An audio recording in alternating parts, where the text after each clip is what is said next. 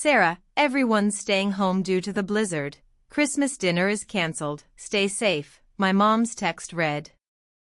I stared at my phone in disappointment but understood, after all, Chicago winters can be brutal.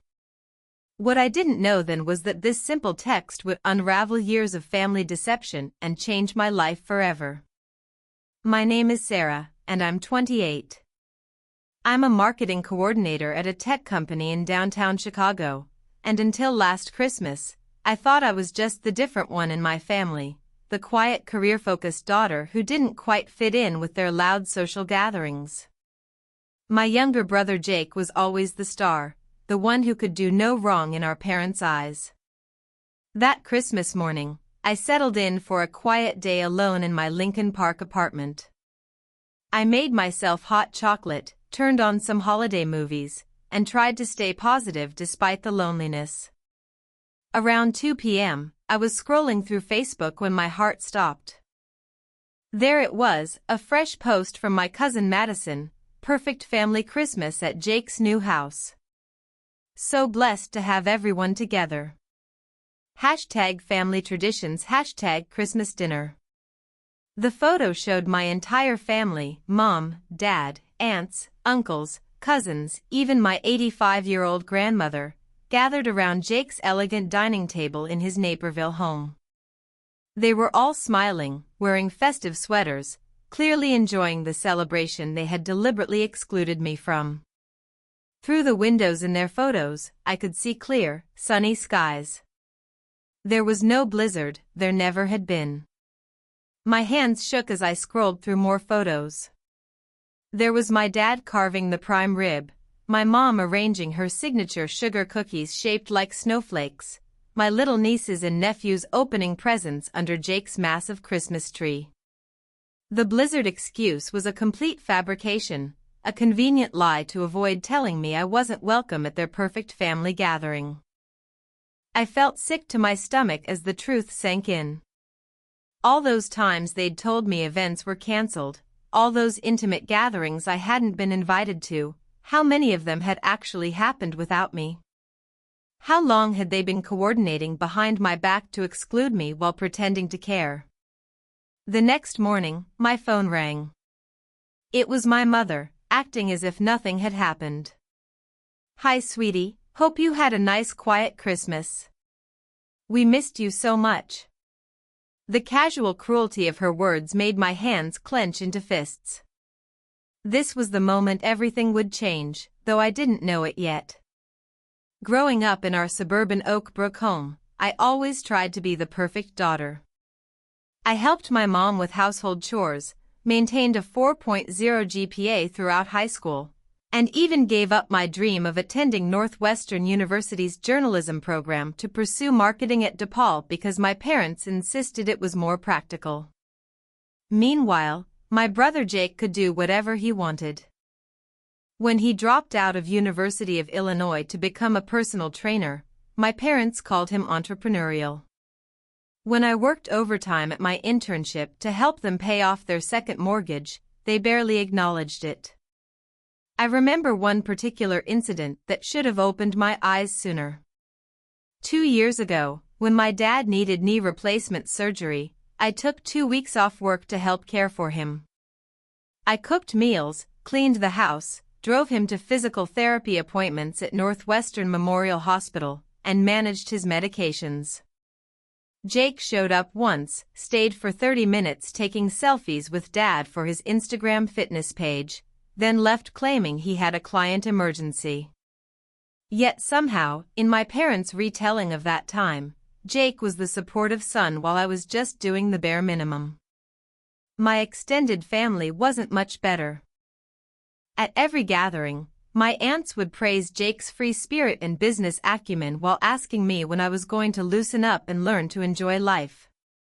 My accomplishments at work, including a promotion to senior marketing coordinator, were dismissed as boring, while Jake's latest adventure, opening a second gym location in Schaumburg, was the talk of every family dinner.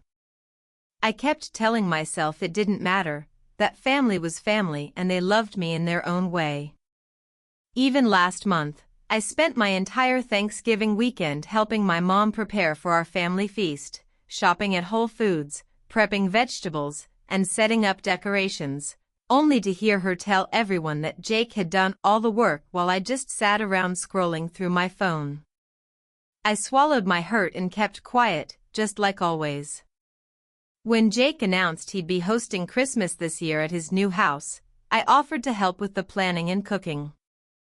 He brushed me off, saying he wanted it to be perfect and had already hired a catering company from downtown Evanston. I should have seen the signs then, but I was still trying so hard to believe in the fiction of our happy family. The truth is, I've spent my entire life trying to earn their approval, making excuses for their behavior, and pretending not to notice when they excluded me from spontaneous family gatherings that everyone else somehow knew about.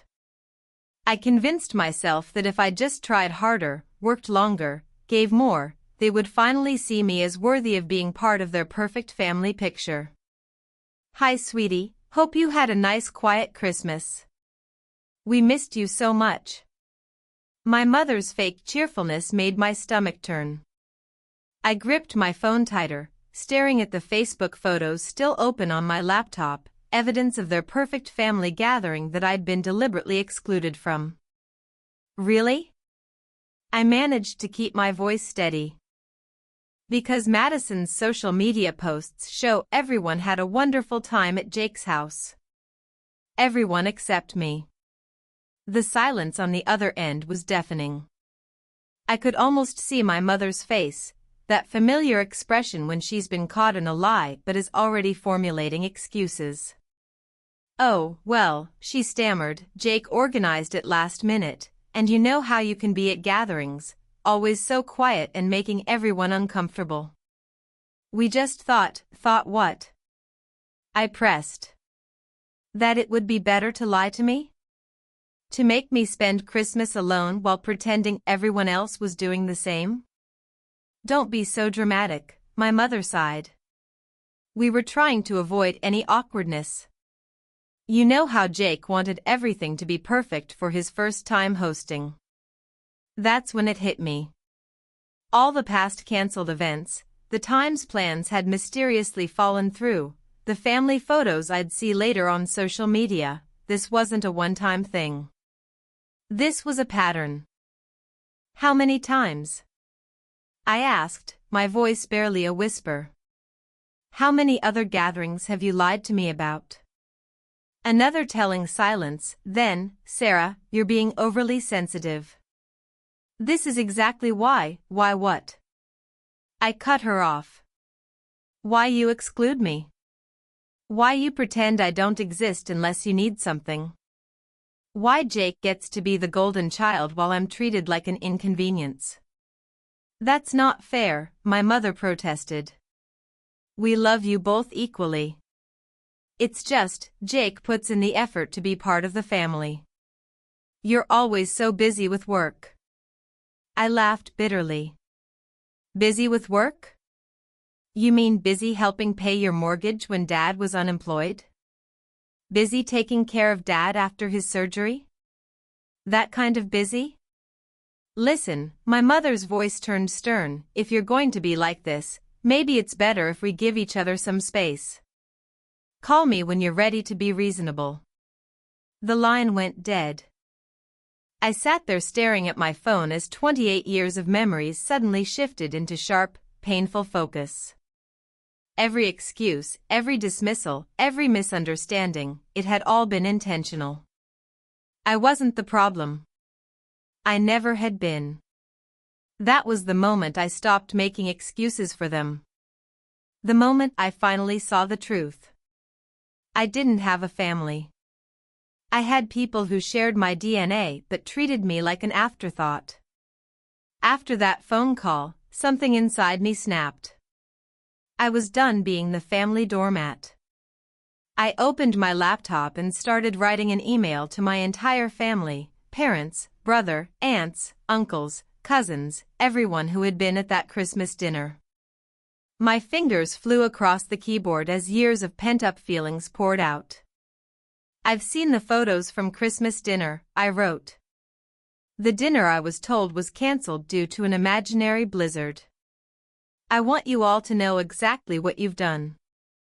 You didn't just exclude me from a family gathering, you coordinated an elaborate lie to make me spend Christmas alone. I attached screenshots of my mom's stay home. Everyone's doing the same text messages alongside the social media photos showing their celebration. I hit send before I could second-guess myself. The responses started flooding in almost immediately. My Aunt Jennifer claimed they forgot to tell me the plans had changed. Uncle Mike suggested I was overreacting. My cousin Madison, whose posts had exposed their lie, quickly deleted all the Christmas photos and sent me a message saying I was causing unnecessary drama. Then came Jake's response, a long condescending email about how I never make an effort at family events and how he just wanted one perfect holiday. He even had the audacity to suggest that excluding me was for my own good because I obviously don't enjoy family gatherings. But it was my parents' reaction that truly showed me who they were. Instead of apologizing, they went on the offensive. My mother started calling mutual family friends, spinning a story about how I was having some sort of breakdown. My father sent me a stern email about respecting family privacy and how airing our dirty laundry was unacceptable. "You've really done it now," Jake texted me. "Mom's crying, everyone's upset, and it's all because you couldn't just accept that maybe you're the problem. This is exactly why we didn't want you at Christmas." I felt like I was living in an alternate reality. They had deliberately excluded and lied to me, yet somehow I was the villain for exposing their behavior. The more I stood up for myself, the more they twisted the narrative. When I refused to back down and apologize, they escalated. My mother started showing up at my office building on Michigan Avenue unannounced, causing scenes in the lobby. Jake began posting vague social media updates about toxic people and choosing peace over family. My father threatened to remove me from his will if I didn't get in line. Instead of intimidating me, their actions only confirmed what I had finally realized. This wasn't a loving family protecting itself from a difficult member. This was a toxic system desperately trying to maintain control over someone who had finally stopped playing by their rules. I decided then that I needed to do more than just expose their lies. I needed to completely break free from their manipulation. Little did they know, I was already forming a plan that would show them exactly what happens when you push away the one person who had always been there for them. A week after my confrontational email, I received an unexpected message from Mrs. Patricia Williams, an old family friend who had worked as a paralegal for the law firm that handled my family's finances years ago. "Sarah, I've been seeing what's happening with your family on social media. There's something you need to know. Can we meet?" I agreed to meet her at a quiet coffee shop in River North. When I arrived, Patricia looked nervous, clutching a manila envelope. "I've been carrying the guilt of this for years," she said, sliding the envelope across the table. "Your parents swore me to secrecy, but after seeing how they're treating you now, I can't stay quiet anymore." Inside the envelope were bank statements and legal documents dating back 10 years. As I read through them, my hands began to shake. According to these records, my maternal grandfather had left a significant trust fund specifically for my education and future, nearly $250,000. Money I had never known about. "Your father was the trustee," Patricia explained quietly. "He was supposed to give you access when you turned 25. Instead, he transferred everything to Jake's accounts, using it to fund his gym business and that house in Naperville." The revelation hit me like a physical blow.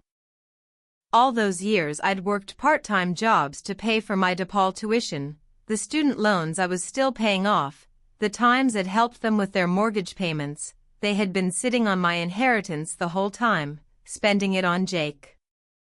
There's more, Patricia continued. Your grandfather also left a small rental property in Lincoln Square that was meant to be yours. Your parents sold it 3 years ago, using a power of attorney they had you sign when you turned 18. Remember when they said it was for emergency medical decisions? I felt sick. The document I'd trustingly signed had given them complete control over my financial interests. They had systematically robbed me of my inheritance while watching me struggle, accepting my help with their expenses, and making me feel guilty for not contributing enough to the family. Even worse, the statements showed regular transfers to Jake labeled as business investments, money taken from my inheritance to fund his personal training certification, his gym equipment, even the down payment on his house. All those accomplishments they'd praised him for while criticizing my boring marketing career. Why tell me now? I asked Patricia, my voice barely steady. Because I saw your mother's Facebook posts painting you as unstable and ungrateful. They're trying to discredit you before you can discover the truth. They've been embezzling from you for years, Sarah. What they've done isn't just morally wrong, it's illegal. Everything suddenly made horrible sense. Their escalating attempts to paint me as unreasonable, the threats to cut me out of the will when they'd already stolen my inheritance, their desperate need to maintain the narrative that Jake was the successful sibling while I was the difficult daughter. I carefully packed the documents back into the envelope, my mind racing. Thank you, Patricia. I know exactly what I need to do now. This wasn't just about a ruined Christmas anymore. This was about years of calculated deception and theft. And I, a marketing professional with years of experience in data analysis and project management, was uniquely qualified to make them face the consequences. With Patricia's documents in hand, I spent the next week meticulously building my case. I contacted Michael Rodriguez, a lawyer specializing in estate fraud who had excellent reviews on Google.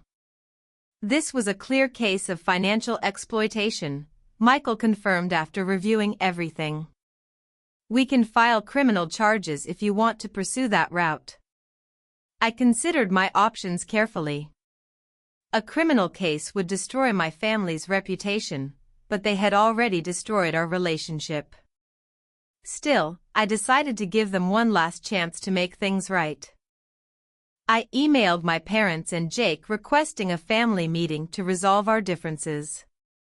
They jumped at the chance, probably thinking they could manipulate me back into line. We agreed to meet at my apartment the following Saturday.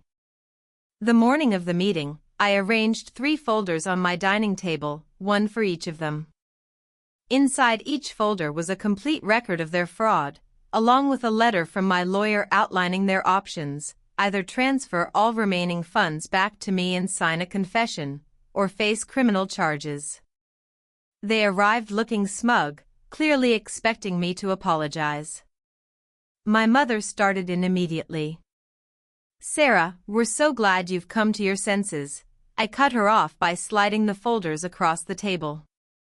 Before anyone says another word, I suggest you read these. The color drained from my father's face as he scanned the documents. Jake's hands started shaking. My mother tried to maintain control. This is ridiculous. You're trying to blackmail your own family. Blackmail? I laughed coldly. No, I'm giving you a choice. Return my inheritance with interest and admit what you did, or I'll let the police handle it. Patricia's already agreed to testify. Patricia had no right, my father started. You had no right, I interrupted. You stole from me for years while watching me struggle. You used my power of attorney to sell property that was rightfully mine. You funded Jake's entire lifestyle with my inheritance. Jake burst into tears. I didn't know. They told me the money was from their savings. Don't lie, I replied calmly. The transfers went directly to your accounts. You knew exactly what you were doing when you bought that house, when you opened your second gym location. My mother tried a different approach. Think about what this will do to the family. What will the neighbors say? What about your cousins' reputations? You should have thought about that before stealing hundreds of thousands of dollars from your own daughter, I responded. You have 48 hours to decide. Either sign the confession and arrange the transfers, or I'm going to the police. They left in a panic, my father practically dragging my hysterical mother and brother out the door. Within hours, the family group chat exploded with messages from relatives, all taking their side, of course. But I remained calm. I had truth and evidence on my side. The ball was in their court now. I'm ready for whatever comes next, I told Michael over the phone that evening. After all, they already gave me the greatest gift, freedom from their manipulation. The 48-hour deadline came and went. Just as I expected, my family chose pride over honesty. They didn't sign the confession or arrange any transfers. Instead, they tried to destroy evidence, closing accounts, shredding documents, and even attempting to pressure Patricia into retracting her statement. What they didn't know was that I had already submitted everything to the authorities.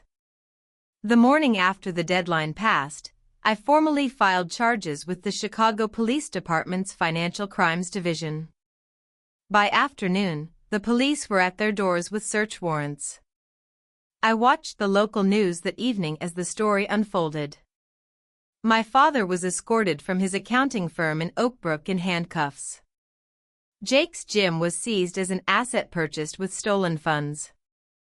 My mother's carefully curated social media facade crumbled as she was arrested during one of her book club meetings in Elmhurst. The family group chat exploded again, but this time with a different tone. Relatives who had dismissed my claims were suddenly quiet as the evidence became public record. The Daily Herald ran a story about the prominent suburban family's fall from grace. All their years of maintaining perfect appearances ended in a single day. My phone buzzed with a text from Patricia, "You did the right thing. Your grandfather would be proud." She was right. This wasn't about revenge anymore. It was about justice. As I watched my family's carefully constructed lies unravel, I felt no joy, only relief. The truth was finally out, and I was finally free. 1 year later, I sat in my new apartment in Austin, Texas, watching the sunset paint the sky orange and pink. The court case had concluded 6 months ago. My father and mother both took plea deals, agreeing to pay full restitution plus damages. Jake's gym empire had crumbled, and he'd finally gotten a real job as a fitness instructor at a local YMCA. The perfect family image they'd worked so hard to maintain was gone forever. Most of the relatives who had enabled their behavior for years stopped speaking to me, but surprisingly, I found I didn't miss them.